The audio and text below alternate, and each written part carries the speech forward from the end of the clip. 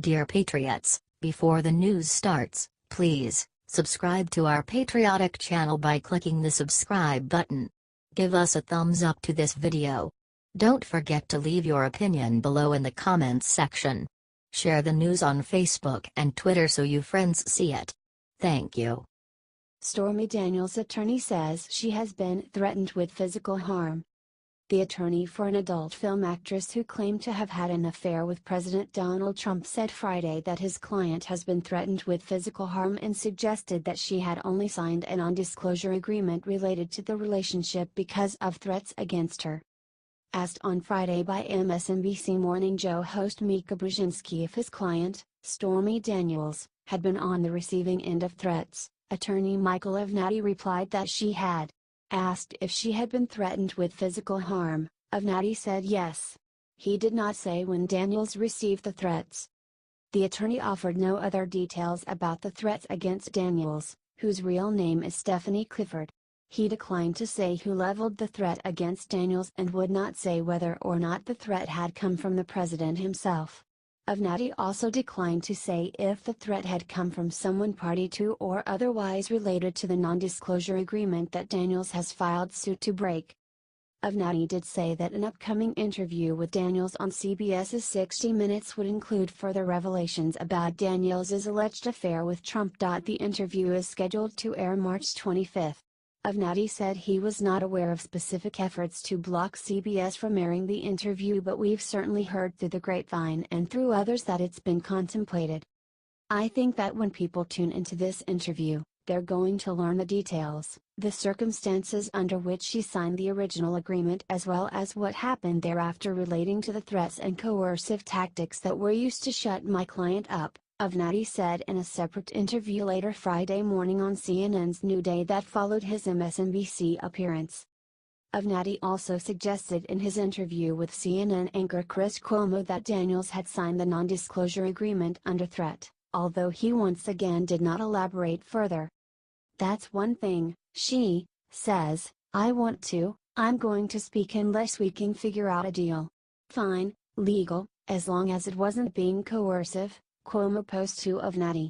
If it was, well, I have to do this because I'm afraid if I don't do it, something will happen to me because that has been articulated. That's something else. Which was it? Something else, Avenatti replied, suggesting that Cuomo's second scenario was the correct one. Trump's longtime personal attorney, Michael Cohen, did not immediately respond to an email asking for comment. Allegations of an affair between Daniels and the president surfaced earlier this year in a Wall Street Journal report that detailed a $130,000 payment, part of a non-disclosure agreement, in the final weeks of the 2016 presidential election from Cohen, to Daniels. Cohen has said that the money for the payment came from his own personal funds and that Trump did not approve the payment and was not aware of it. The White House has denied that Trump had an affair with Daniels and Daniels herself, in the immediate aftermath of the Journal's story, denying the affair as well.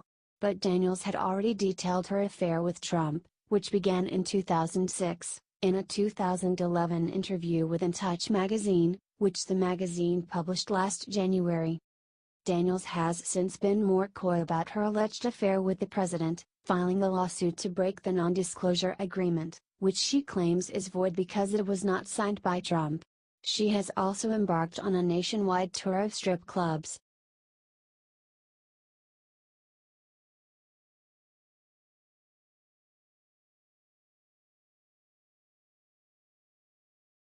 Bombshell: Joe Biden's son secures billion-dollar deal with Chinese government. After Biden heads to China. Former Vice President Joe Biden has always been a complete numbskull. Even Democrats know this to be true. 10 days after taking a trip to China, Biden's son's firm secured a billion-dollar deal with the Chinese government. Sound fishy? Here's a story the mainstream media will never touch, mainly because it involves Barack Obama's vice president, Joe Biden. This is kind of a big deal. From Breitbart. The private equity firm of former Vice President Joe Biden's son Hunter Biden inked a billion-dollar deal with a subsidiary of the Chinese government's Bank of China just 10 days after the father and son flew to China in 2013. The Biden bombshell is one of many revealed in a new investigative book, Secret Empires: How the American Political Class Hides Corruption and Enriches Family and Friends by Government. Accountability Institute President and Breitbart News Senior Editor-at-Large Peter Schweitzer. Schweitzer's last book, Clinton Cash, sparked an FBI investigation into the Clinton Foundation. Fox News contributor Sebastian Gorka calls this issue potentially one of the biggest pay-for-play scandals outside of Uranium One. Is Gorka correct?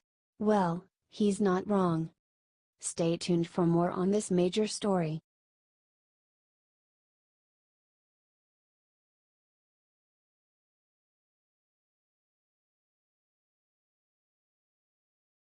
Attorney General Jeff Sessions is considering to fire FBI Deputy Director Andrew McCabe. Attorney General Jeff Sessions is considering whether to fire FBI Deputy Director Andrew McCabe, who will become eligible to receive a government pension in a matter of days. Fox News has learned that the FBI's Office of Professional Responsibility recommended to terminate McCabe following several conflict of interest complaints related to a probe of Clinton's use of a private email server. McCabe should neither be fired nor given his retirement. McCabe should be indicted, Judicial Watch Director of Investigations Chris Farrell told Fox Business Lou Dobbs. Judicial Watch says it has obtained records suggesting McCabe was involved with FBI lawyer Lisa Page and agent Peter Strzok, who exchanged anti-Trump text messages. Why in the world are we playing patty cake wondering about whether he should be retired or fired? Let's indict the guy, Farrell said.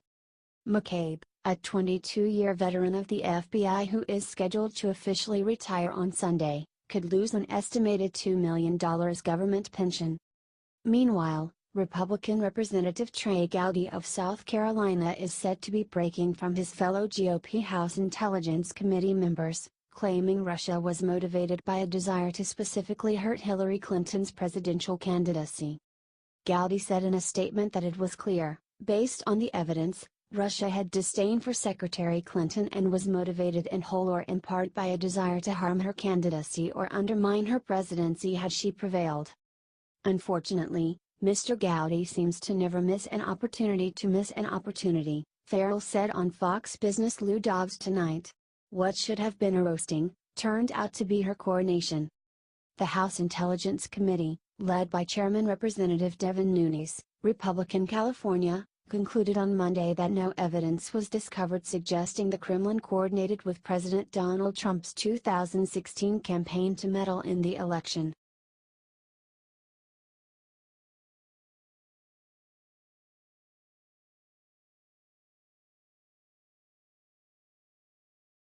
Fox News bombshell: Trump preparing major White House bloodbath purge. President Trump isn't playing around.